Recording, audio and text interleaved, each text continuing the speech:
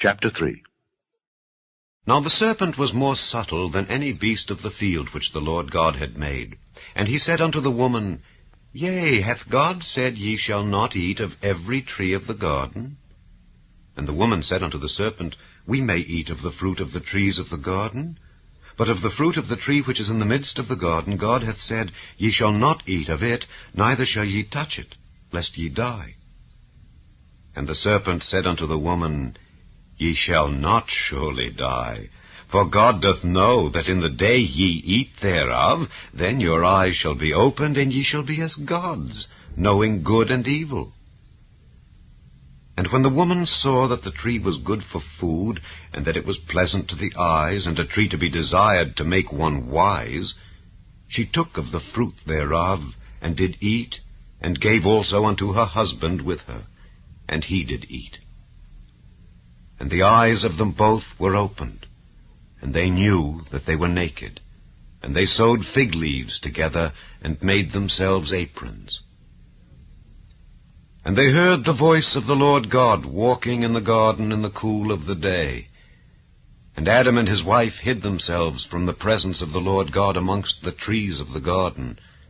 And the Lord God called unto Adam, and said unto him, Where art thou? And he said, I heard thy voice in the garden, and I was afraid, because I was naked, and I hid myself. And he said, Who told thee that thou wast naked? Hast thou eaten of the tree whereof I commanded thee that thou shouldest not eat?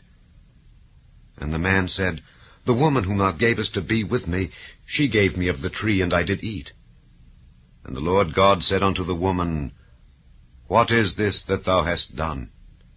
And the woman said, The serpent beguiled me, and I did eat. And the Lord God said unto the serpent, Because thou hast done this, thou art cursed above all cattle, and above every beast of the field. Upon thy belly shalt thou go, and dust shalt thou eat all the days of thy life. And I will put enmity between thee and the woman, and between thy seed and her seed. It shall bruise thy head, and thou shalt bruise his heel. Unto the woman he said, I will greatly multiply thy sorrow and thy conception. In sorrow thou shalt bring forth children, and thy desire shall be to thy husband, and he shall rule over thee.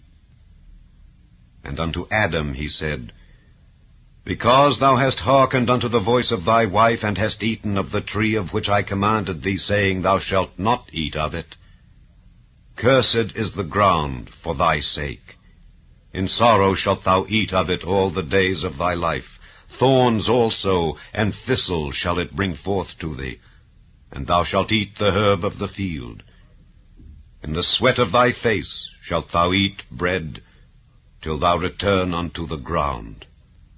For out of it wast thou taken. For dust thou art, and unto dust shalt thou return. And Adam called his wife's name Eve, because she was the mother of all living.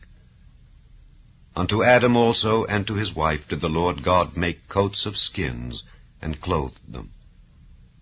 And the Lord God said, Behold, the man is become as one of us, to know good and evil.